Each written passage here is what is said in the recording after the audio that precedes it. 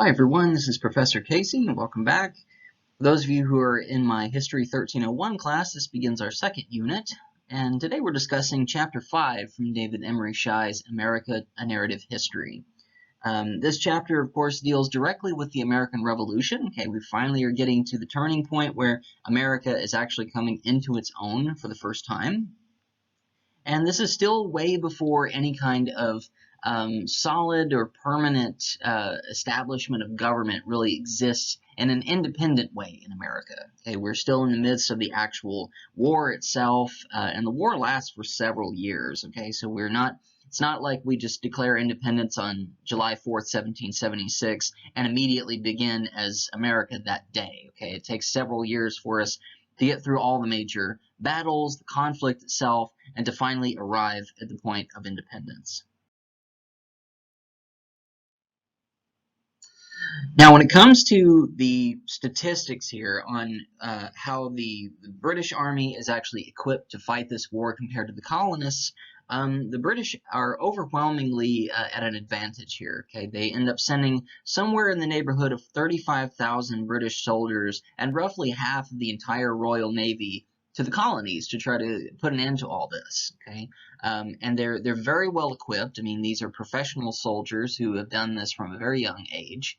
And of course, compared to this, the colonists themselves are kind of a motley crew.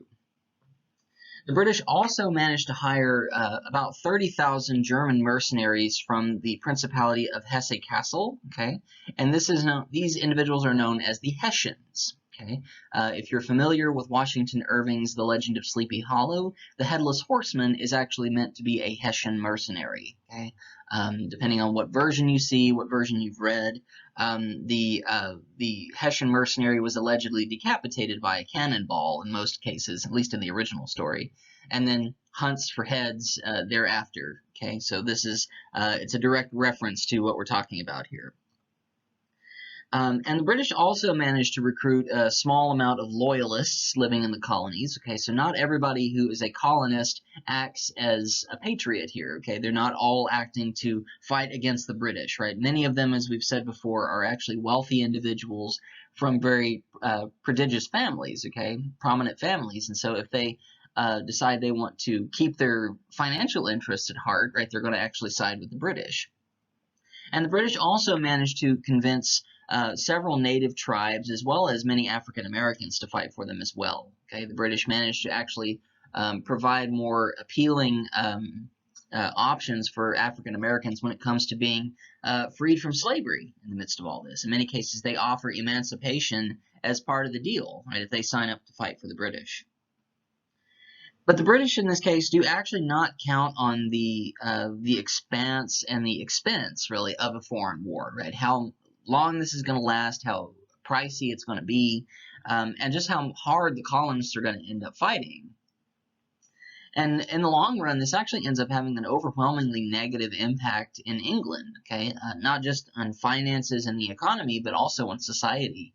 Many people in England are eager to see the colonists actually gain independence, and many people believe that their own government is actually, acting tyrannical here. The other major disadvantage that England ends up exhibiting over the course of this war is that it has a very inconsistent war strategy going on. They end up changing the entire strategy of everything roughly 3 different times over the course of 3 different phases of the war. Okay, so we'll talk about each one of those as we go along. The primary one here is the sea blockade of all New England ports. Okay, that ends up being kind of the first line of defense for the English here. So basically prevent the colonists from being able to ask for help or being able to get any kind of aid of any kind, whether it's economic aid or financial aid or military aid from other countries. Of course, the attempt to destroy the Continental Army is kind of in the heart of all this, right? If you destroy the opposition, then the war is essentially over. And eventually the British even decide to try the old divide and conquer routine. Okay, divide the colonies into 2 different regions, New England and New York, and recruit loyalists all the while. Okay, so this ends up being a war that, again, is very inconsistent in those regards, but it ends up being something that It lasts for a very long time, and the British really are exhibiting that they don't know what they're doing in the long term. Now, as for the Continental Army itself, okay, this is a fighting force that is literally built from the ground up. Okay, it's built of farmers and just common people. Okay, there are no career soldiers necessarily involved here in terms of the actual army. Okay, the few officers have been veterans of the French and Indian War, like George Washington, but by and large, there's not very many people here with a lot of experience. Okay. And the Continental Army has a lot of working parts in it besides just the soldiers and the officers. Okay, you have to have the process of recruiting people to fight.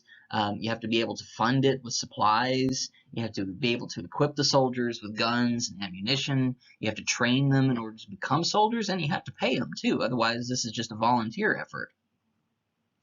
And the average Continental Army soldier, the citizen soldiers or militiamen, look something like this fellow here. Okay, again, they're kind of just dressed as an average fellow. They probably own a gun because they have had to hunt for food for most of their life, right? Or perhaps they hunt for sport if they have a little bit more money. But these are people coming from all different walks of life. They all have different career backgrounds, family backgrounds, socioeconomic backgrounds, and so they're really unreliable here. Okay, they have their own interests at heart in most cases. Okay, they're not necessarily fighting for the cause; they're fighting for themselves or for their families. Okay, and if their families end up needing them in the process of this, they will desert. Okay, and that becomes one of the biggest problems, if not the biggest issue, throughout the entire war for the colonists. Okay, is that so many soldiers realize that they've left their entire families back home, and they are gone so long that they decide that their families need them more than the army does. It's estimated that around 200,000 American colonists ends up serving in the war, and that's about half the members of the Continental Army. Okay, the rest of them end up serving as spies, serving in some way of recruiting, or in, again, giving money, giving supplies, whatever they may be able to afford. And again, the soldiers themselves are extremely undisciplined. Again, many of these people are simply farmers who are not used to living in a military camp, right? They're not used to getting up at a certain time of day. They're not used to marching or formations or learning about battle strategy or anything. And so the need for trained officers to turn around and then train the soldiers becomes an extremely high commodity as well. And again, most of these soldiers are not accustomed to combat or army life in general. So even if they, get up a good fighting spirit, they're ready to go get them. Once a battle actually begins, many of them might turn tail and run. Okay, so this is it's a hard wake-up call for a lot of the individuals involved. And there's plenty of violations in the midst of all this. Okay, if you end up breaking the rules, you can be jailed, flogged, or even discharged if you are going to be more of a liability. Okay, and deserters in particular are the ones that are targeted the most here, many times for hanging, simply because there's a greater need for them. Okay, and to try to make an example of individuals in order to retain the numbers ends up being very important over time, unfortunately. It's also worth noting too that the two images that you see on the right-hand side here, the one at the top, is a much later version of what a Continental Army soldier looks like. Okay, because at the very beginning, the Continental Army did not have uniforms. Okay, they weren't well equipped or well funded enough to be able to afford this, so most of them looked like the fellow at the bottom here. And because desertion becomes such a major problem, the Continental Army ends up using both positive and negative reinforcement to try to retain their numbers. Negative in the sense that they will often execute those who desert, and positive in that they even offer land grants and cash bonuses. Typically in the form of an IOU, unfortunately, because there is not really any money to go around at this point. Now, when it comes to the logistics of all this, again, this is one of the biggest problems starting out. For one thing, this new fledgling government that exists as in opposition to England, this Confederation government, lacks any power to tax. Okay, and so this becomes the biggest financial problem for this war, is simply funding it. Okay, anytime in American history, from this point all the way up to the present, that the country ends up going to war with another power somewhere, wherever it happens to be, you'll notice that taxes in the United States immediately go up because money has to be accrued in order to pay for the war. Okay? Unfortunately, in this case, though, this government, this Confederation government that exists in the colonies, doesn't have the authority to do that. Okay, so people quite often have to scrape the bottom of the barrel to get anything that they possibly can. And the colonial states themselves, each one of the colonies that has declared itself independent from England, each of them is expected to provide funding voluntarily here, okay? But this is something that can't really be enforced, okay, because there is still not a centralized federal government yet, okay? We don't have a president, we don't have a Congress, we don't have a Supreme Court, we don't have any measure of authority over anybody else. No one does exclusively here, okay? So it's not really something that people can back up with any kind of threats. Okay. So most of the money that's being given toward the war effort here is voluntary. And again, an IOU system ends up being the most common method used by the Continental Army when it comes to getting supplies, especially. Quite often the Continental Army will have to go into local farmsteads and seize livestock, seize grains, whatever they can get their hands on, and then provide an IOU statement saying we owe you this many head of cattle, this amount of grain, and so forth when the war is over. Okay, and maybe they'll provide some interest and maybe not. Okay, and that's of course if they win the war. Okay, if they lose, everybody's at a disadvantage. And the other problem too is that anytime a farmer is enlisted in the army as a soldier, the economy itself begins to suffer because suddenly these jobs are being vacated. Okay, and this is still an agrarian society for the most part. Okay, so if you have farmers that are being taken away from their farms, nobody is producing any of the supplies themselves. Okay, and so this again becomes an area where the Southerners in particular begin to try and use slavery as an excuse to keep the economy going, saying, if we don't have slaves, then while we're away fighting, who's going to continue all the work? Okay, so again, it's not a good excuse in terms of human rights. It is certainly not a good excuse, but this is the excuse that is often given. And again, America is still a primarily agricultural economy for the most part. Again, I would say roughly 75% of it, if not more, is agricultural. And when the British ships come in and begin blockading the eastern seaboard, there's no way for anybody to get any exports out anywhere. Okay, so money is not coming in. Other supplies are not coming in from overseas. We're essentially blocked in. And one of the signers of the Declaration of Independence has it very right, a fellow named William Hooper, and he says, "A soldier made is a farmer lost." Okay, so there's a trade-off here, right? If you need more soldiers, you're going to have fewer farmers. Okay, and there's no way of really gaining reinforcements just yet. The other potential option here, and it's something that has to be done by force more than anything, is that funding will sometimes be scrounged together by selling any loyalist estates that have been abandoned. Okay, because sometimes the loyalists to England who hear that there is a war brewing, some of them end up just panicking, packing, and leaving the country altogether. Some of them go back to England if they have the money. Some of them go to the Caribbean. They go anywhere they can to get away from the fighting. And a lot of times they end up leaving a lot of valuables, property, farms, and so forth behind. Okay, and so sometimes people can go in and actually, claim it for the Continental Congress, the Continental Army, or whatever, and sell the proceeds. Paper money is sometimes printed just out of necessity, but unfortunately it's diminished in value because, again, there's no centralized government necessarily to determine how much it's worth. Okay, so again, kind of translates into an IOU situation a little bit. And again, as I said before, there are really no uniforms or weapons specifically designated for the Army itself. Okay, so people are often scrounging what they can from their own stuff, and even taking stuff off of dead British soldiers over time. Okay, and taking boots in particular become a major commodity because with all the marching and all the running and everything, the combat itself.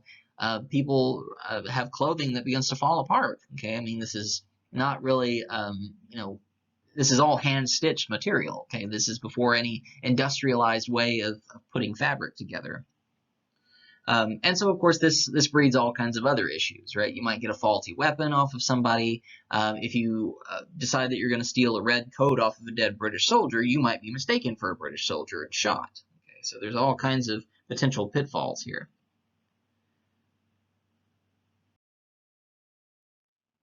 Now, when it comes to Native Americans in particular, this is kind of a mixed bag in terms of how they end up responding to the situation and who they end up siding with. Even though natives end up fighting on both sides of the conflict, again, the British are the ones who are the more successful here in gaining support. And the primary reason for that is because they make all kinds of promises to the natives that once they win, if they win, they will end up giving their land back to them. Okay, remember the Treaty of Paris is something that is still very present in their minds. Okay, it's only 10, 12 years old at this point. And for many of them, this is still, a very recent memory. Some of them may have even fought they may have fought in Pontiac's rebellion. They may have done all kinds of different things in regard to this. And so to promise them their land back, right, is something that they are after, right? And when the natives end up fighting on one side or another, they quite often end up fighting simply for their own interests. And who can blame them, okay? The interests of the Europeans are very rarely the interests of the natives. The Iroquois League, for instance, ends up splitting its alliances. The Mohawks, the Onondagas, the Caugas, and the Senecas all side with the British. And Chief Joseph Brant, who is the leader of the Mohawks, is actually one who fights for the British. He's one of the more famous individuals here.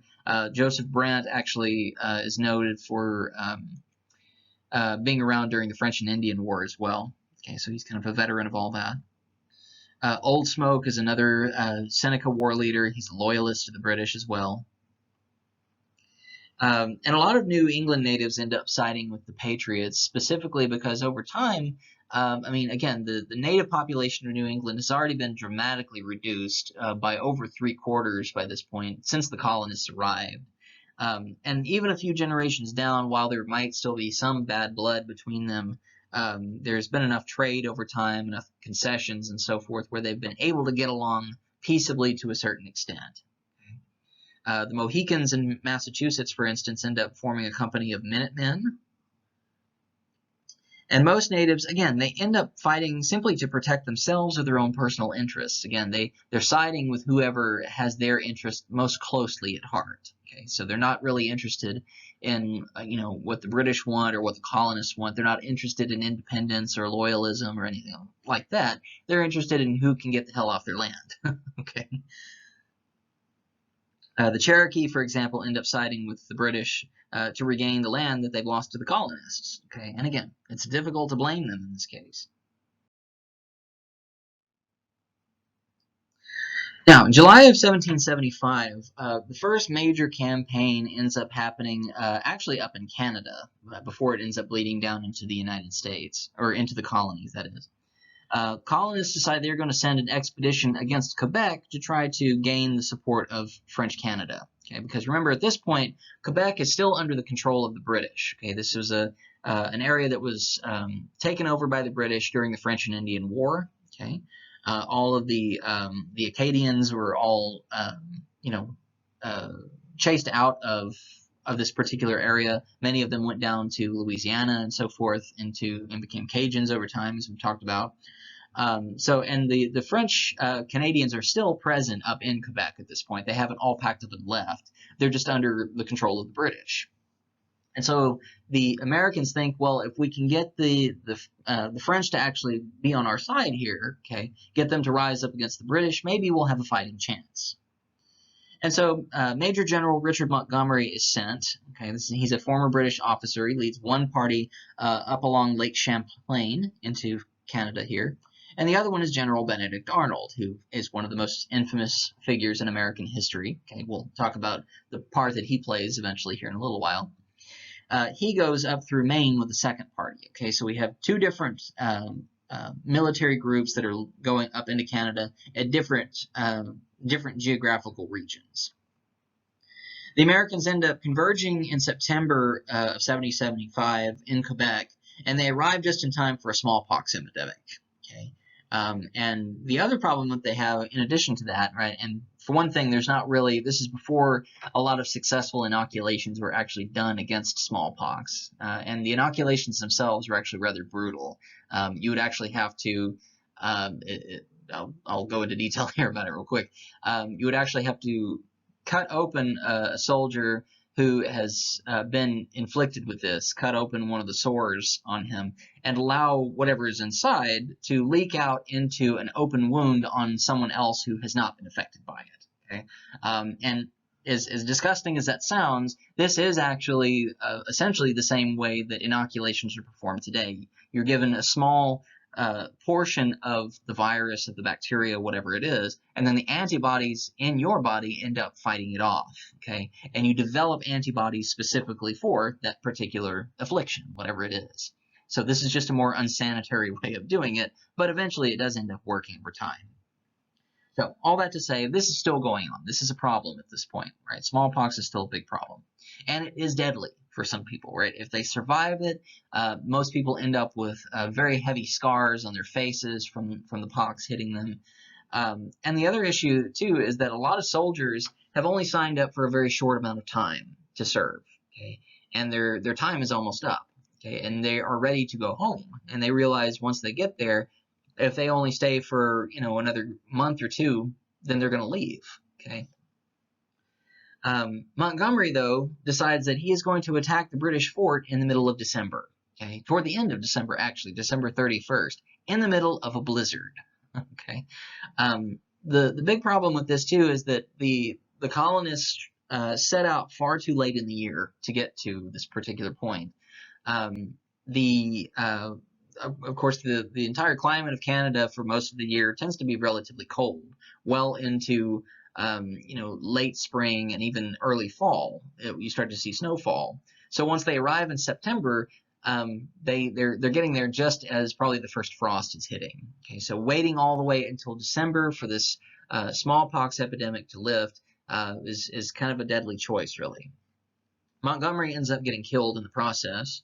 Benedict Arnold is wounded, and about 400 Americans end up being imprisoned by the British. Okay, so this is a very tragic defeat here, okay, especially for Montgomery. And smallpox ends up spreading all throughout the Continental Army in the midst of this, okay, so this is just kind of adding insult to injury, compounding the issue. And the British ultimately send the colonials into retreat after this particular effort. So first effort to try to gain support from the French does not go well at all.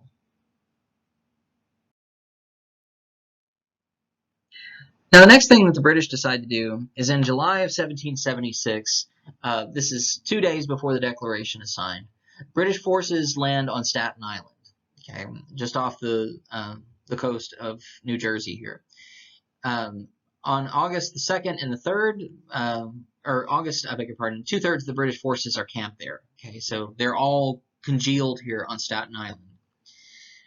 On August 22nd, 32,000 British soldiers and 8,000 Hessians end up landing on Long Island after negotiations end up failing. Okay, so colonists try to treat with the English here and try to get them to play along, but the British are not having it at this point.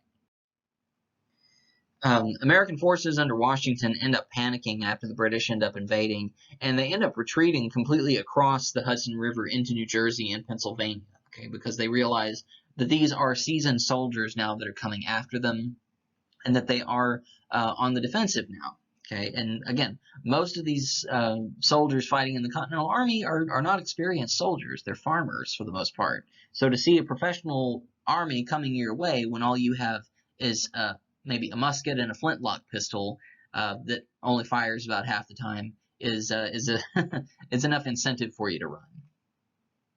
And of course, thousands of people end up being captured and or deserting in the process. Okay, again, desertion is still a big problem, and especially once the reality sets in that this is an official war and that they're being targets now, many of them end up turning tail and running. And over time, New York ends up becoming the headquarters of the Royal Navy and the British Army. Okay? And it stays that way for the duration of the war for the most part. It ends up going down into South Carolina over time, but for about 2/3 of the war, it ends up staying there.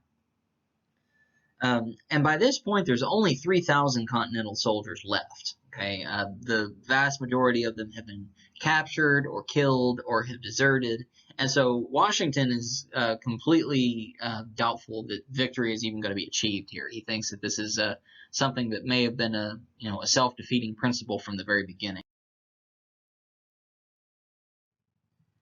Once we get to Christmas of 1776, morale in the Continental Army is at an all-time low. Okay, there's very little hope of being able to rally forces and fight back against the British because, again, the soldiers themselves have seen this as a major obstacle. Okay, this is a wild animal bearing down on them that they really can't defend themselves against very well. On the night of Christmas, December 25th of 1776, Washington himself designs to lead a sneak attack across the Delaware River with 2,400 men and attack a Hessian camp at Trenton, New Jersey, 1,500 men there. Okay, and this is of course, the famous painting that you see in the background here of Washington standing in the helm of the boat while the men row across the river.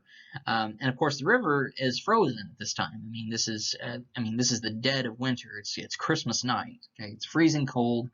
And they decide to do this because the Hessians are all celebrating Christmas. Okay, they're all completely distracted and don't expect to be attacked at all.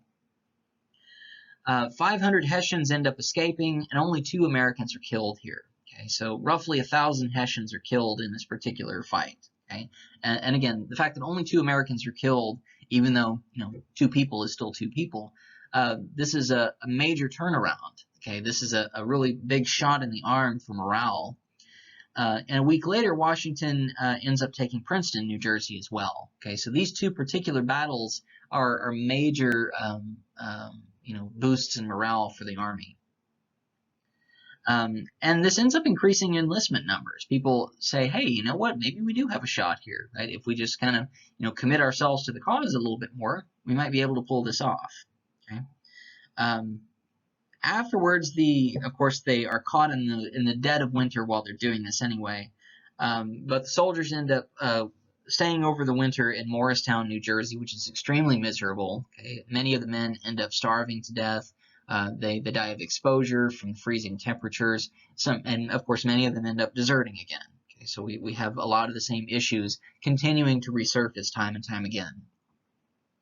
And by the time spring comes around, about 1/4 of all soldiers are unfit for duty because of smallpox. Again, this is something that doesn't go away very quickly or efficiently.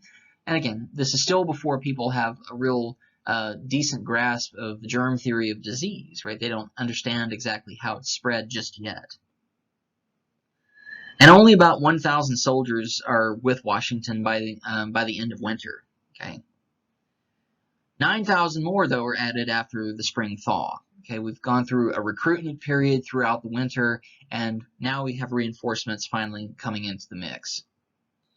And from this point forward, the war becomes something that is known as a war of attrition. And what this means is you're not really so concerned about winning battles, but you're concerned more about trying to preserve your supplies, okay? Avoiding losses of any kind, right? Avoiding losing a battle, avoiding losing supplies, avoiding losing men. And because if supply lines are cut, if anything like that happens, then the army can simply be bled dry, okay? And defeat is virtually inevitable by then. Now, once 1777 begins, the British decide that they are going to change their strategy. Okay, and again, this is them not really staying very consistent with their methods here. But here what they decide to do is they are going to try the divide and conquer scenario. Okay, and what they decide to do here is they're going to capture New York and separate New England off from the middle and southern colonies. Okay. So we have 3 different British forces that you see here on the map, in the red, the green, and the gold, that are all converging on Saratoga here in New York to try to separate off these different areas of the colonies. Okay. The particular contingency coming from New York City going up to Albany, though, under British General William Howe, ends up making a completely different decision here. Okay. Howe decides that instead of going north, he is going to go south. Okay, to Philadelphia, and this ends up actually weakening the strength of the British over time. Okay, And on September 11th of 1777, he drives Washington's army out of Philadelphia into Valley Forge. Okay, so the British actually take Philadelphia here.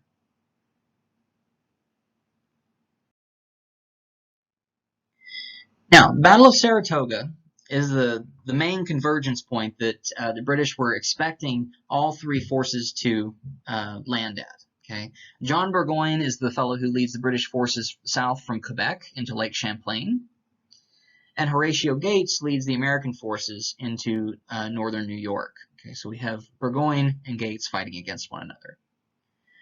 On August 6th, the American forces end up fighting off an ambush of Loyalists and natives at Oriskany. Okay, Oriskany is right here on the map where the American flag is.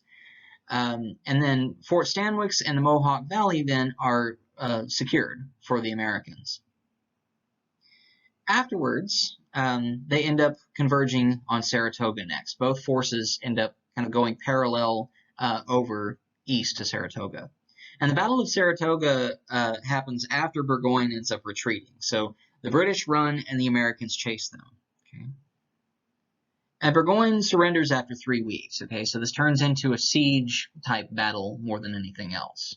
Okay, and so now we have another major defeat here. Okay, especially because of the sheer numbers for Saratoga. 5,800 troops are captured, along with 7,000 muskets and 42 brass cannons. Okay, so this is a major boost for not just morale, but also for supplies, okay, for ammunition and so forth. Now the Continental Army actually has some heavy artillery on its side.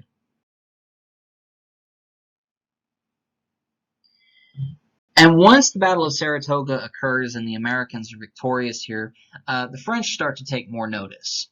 Okay, and it becomes evident to the French that the Americans might actually have French interests at heart here.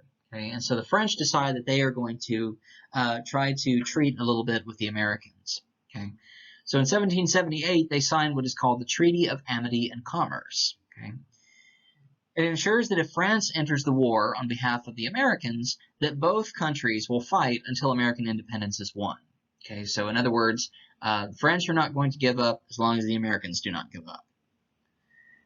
And it says that neither country, neither the Americans nor the French, are going to conclude a truce or peace without the other's consent. Okay, so they are going to have to both come to the table at the same time as allies against the British. And each nation says that they're going to guarantee the other's possessions in America from then on. Okay, so in other words, the French are going to gain some of their territory back, and we're not going to allow the British to retain control of it anymore. And France says that it's not going to try to take over all of Canada or take any British possessions in America in return. And so the French Army and the French Navy are suddenly yet another massive boost in terms of firepower, in terms of manpower, and they end up turning the tide in many ways for the American cause here. You know, some people try to say that it was one thing or another that ended up turning the the tide of the war here, but the French response here is a big portion of it. And the British try to use the Saratoga defeat as some kind of a bargaining chip and say, okay, maybe we can, kind of quell things down a little bit here, because it's very evident that the colonists are pretty heavily resolved on their own, but if they're going to bring the French into this, then maybe we need to cool things off a bit. It doesn't go their way, though. Okay, Parliament does its best to grant American demands of all kinds, except for recognition of independence. Okay, and they're not going to withdraw British forces. And again, Americans look at this and they say, nope, we're in the midst of this. You're not getting any good end of the deal here, so no, we're not going to deal with you. So from this point forward, we are now at a climactic point in the war. Okay, so now the British are being told no, they're the ones coming to the table trying to bargain now. And the colonists now have the backing of the French and are about to do the final push into Yorktown. Okay, so we'll talk a little bit about that in the next half.